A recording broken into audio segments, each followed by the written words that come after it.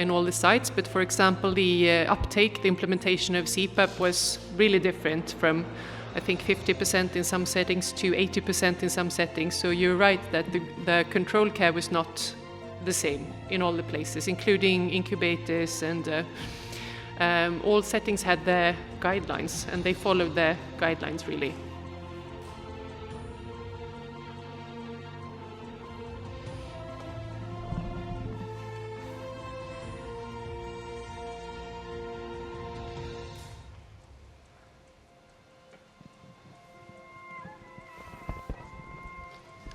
So why more people encouraged to ask our speakers? I have one question for whoever you want, but you have been talking about the benefits, short and long-term benefits, about immediate kangaroo mother care. And in spite of this knowledge, there is a gap between the real evidence and the real practice. So which do you think are the most important barriers, and how do you feel that we can achieve this immediate and to break down these barriers? Thank you. There is in process a effectiveness study. You're referring also to what you were hearing from Juan Gabriel, which is dealing with that at a scientific producing evidence level, which may not be the same as your question as to the practical barriers of believing this to proceed. Yes, it does inform such a process also. On that level, that is where the World Health Organization then goes through its very high-level technical process of producing a guideline, of producing a policy. A policy statement is close. An implementation strategy document, this thick, will be coming. Could you hold your question for a few weeks? Yes, so such processes are in preparation. It would be naive for me to think that I could answer your question. But maybe I can comment, because I think all people working in, especially maybe low resource settings, will know about the no-do gap. So there are many things that we know that we don't do. So implementation is really important, but as far as I see it, there is no doing without knowing. So we need to do both things, and vice versa. I think in neonatal medicine there's lots of experience-based practice rather than evidence-based. So we've, for example, gone down in gestation ages and tried and then found out how things work. So I think you need to see the evidence and the implementation, everything is happening at the same time, I think. Yeah. Thank you, Maren Thompson from the UK. Thank you, really excellent and inspiring talks. I have one specific question for Niels and then one sort of more general comment. And for Niels, you showed a significant reduction in sepsis in your intervention group, the immediate KMC. And I wanted to ask, if you were able to understand whether that was associated with the time of actual contact with the mother, or it was much more related to the actual time of skin to skin with the mother or the surrogate mother. And then the other comment is really, I think what we've seen today is we've got some evidence to be able to look at it from an evidence-based medicine point of view. However, the strongest messages are coming that really this is quality improvement, and it's implementation science and social science research, understanding human factors that are going to enable us to enact KMC and immediate KMC that's appropriate for the country and for the environment. And that, unfortunately, does not conform to the norms of evidence-based medicine and systematic reviews. So there's a lot of learning still to do, but I think it will come from that route rather than the evidence-based medicine route.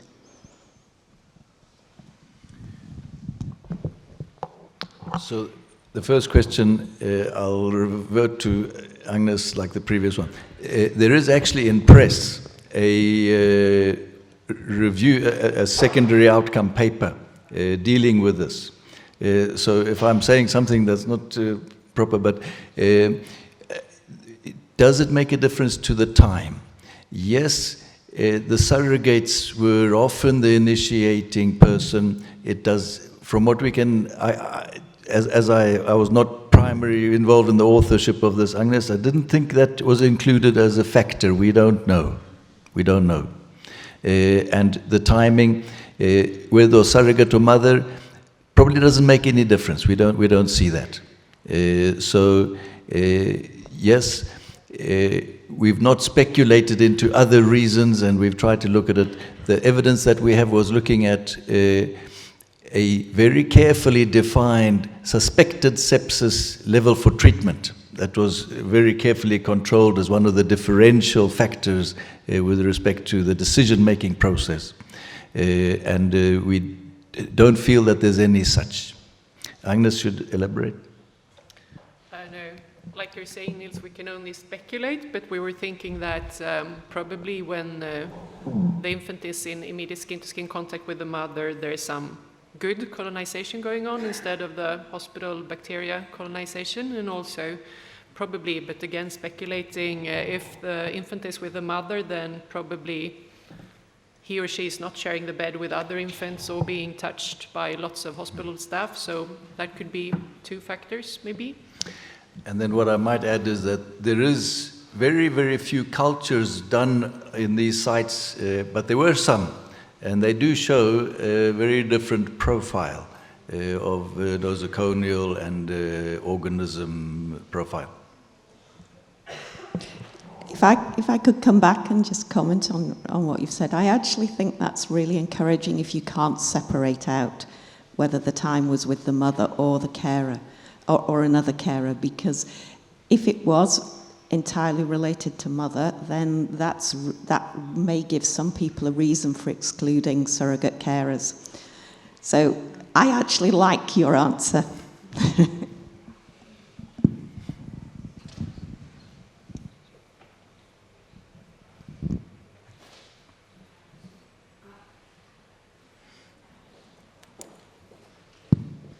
I had a question for Dr. Lumkinchi.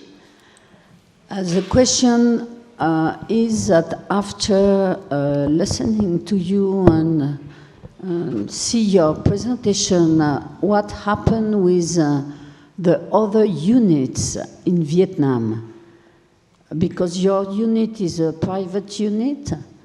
Yes. And what is happening in the public unit? Yes. We held to the private KMC center in Vietnam, and we held to four KMC center from government. Yeah, but there is the same immediate kangaroo mother care in the other neonatal unit in Vietnam? In all the unit? No. No, just we held many hospitals with KMC, but immediately KMC, there are 4 hospitals. Our hospital in province and another one is the 4 is mean 1 in Da Nang, you know, and 2 in Cần Thơ and 1 in Long An hospital. Yeah, therefore they immediately KMC. And the other hospital are doing KMC immediately KMC the same to and me. the other hospital. The other like KMC, like KMC. KMC after stabilization. Yeah, after stabilization. Yeah.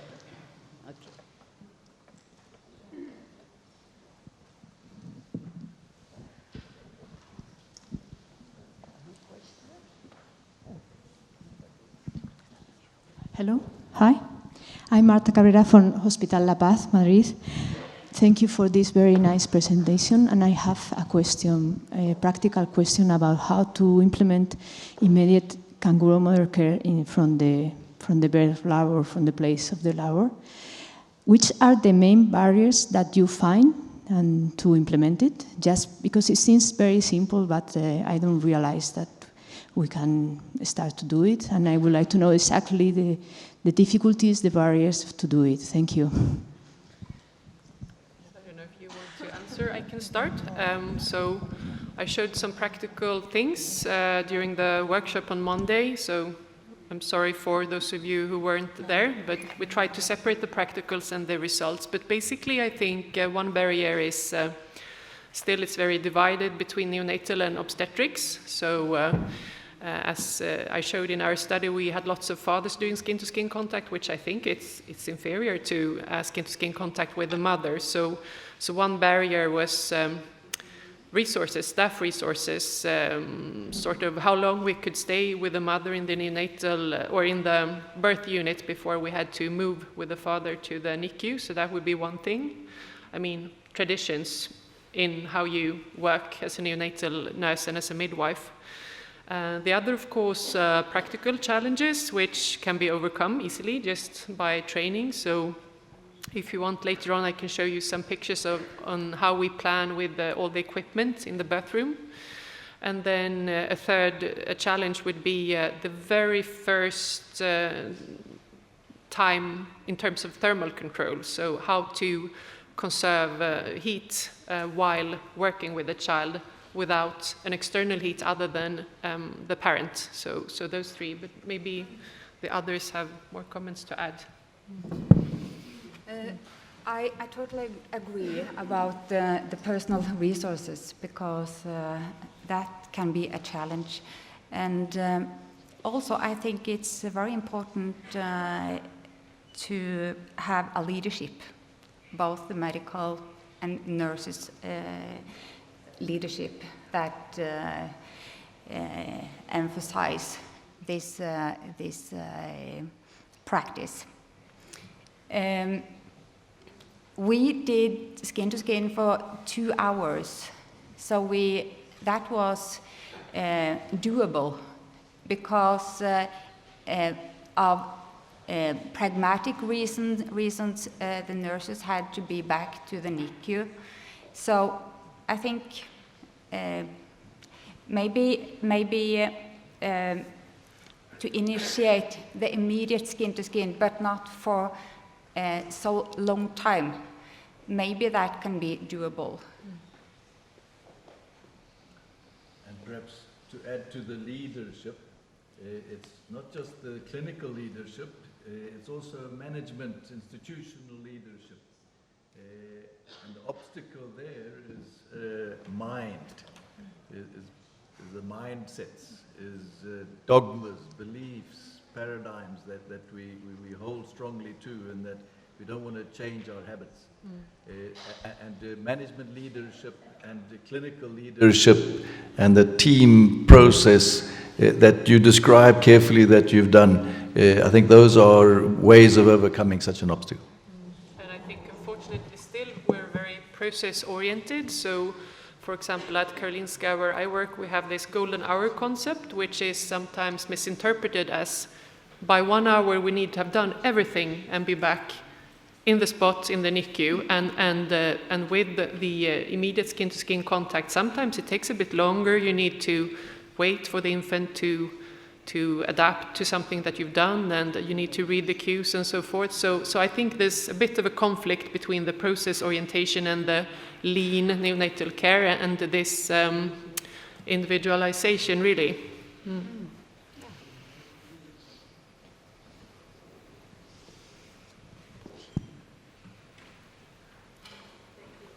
Thank you for your lectures. I'm from Barcelona, Sant Joan de Déus Hospital, and talking about barriers, I wanted to know what is your experience about catheters, because we found that having an umbilical catheter is a very hard barrier for us to start skin-to-skin contact. So I wanted to know what's your experience about this issue. Thank you. So for us in Stockholm, we do a lot of skin-to-skin contact with umbilical catheters. We don't place the catheters in skin-to-skin contact, but we do allow skin-to-skin contact immediately after we've placed them. However, with a fresh catheter and a fresh cord, we put the baby in the lateral decubitus position because we want to be able to inspect the cord. Later, when the cord is dry, then we put the infant in sternum-to-sternum position again. So for both umbilical venous and arterial catheters, we do skin-to-skin contact. Yeah, and we have the same practice in Norway as well. Yeah. And in the birth room, yeah? In the delivery room, you don't do that in the first 6 hours? No, we wait 2 hours, a maximum of 2 hours before we place a central line. Yeah. And for us, it was different depending on how the infant was doing, but sometimes we placed the catheters before we started skin-to-skin contact, and sometimes if the child was well, we waited, and then we took a pause and we placed the catheters, and then the infant went back in skin-to-skin contact. We never placed catheters in the birth unit, but later on in the NICU. And the last question, please. You didn't have any hemorrhage or displacement of the catheter, complications about that? No? Thank you. I would like to share the last question, because in our hospital, I applied for extremely baby. The important thing, we didn't separate the mother and child after birth until the baby is stable. If you want to do the airy procedure, yeah, it will be successful.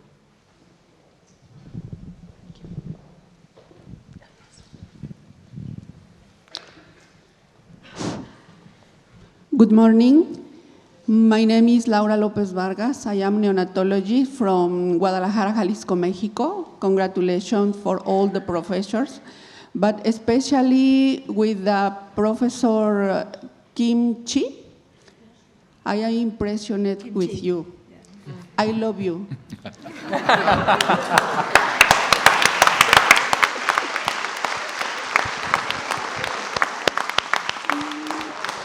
Really, congratulations for your excellent and amazing work in your country.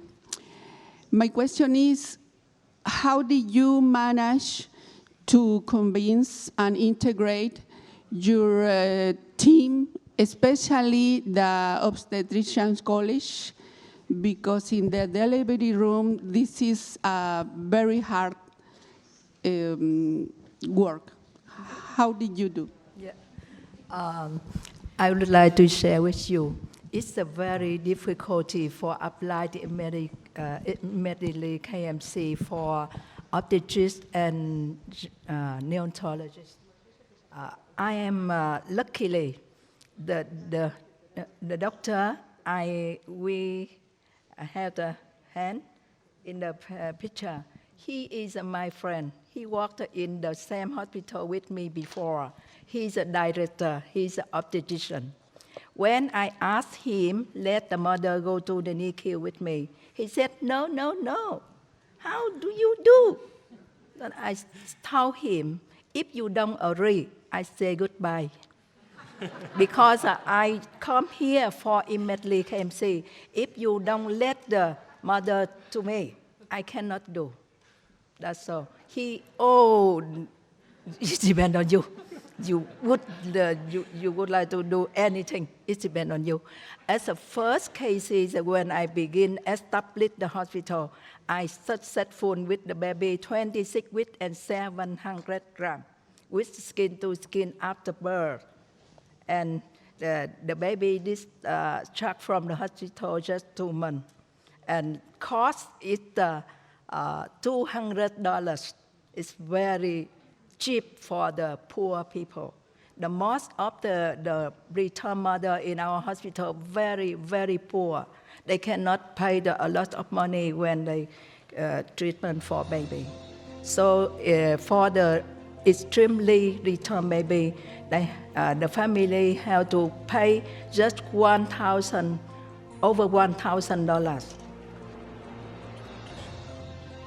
Yeah, obstetrician, I have to train the whole staff, even the obstetric staff and neurology staff, the whole staff in the hospital. I have to train simulation and skill for them, resuscitation and ENC for term and ENC for preterm and KMC for the whole staff in the hospital. I stay in the hospital during day and night for resuscitation, for successful. Yeah. Even the COVID pandemic, I stayed there 6 months, didn't go home. For the COVID baby, the 100% with the skin-to-skin contact and with breastfeeding, I successful. Even the Ministry of Health don't allow us at that time. Which I think is leadership.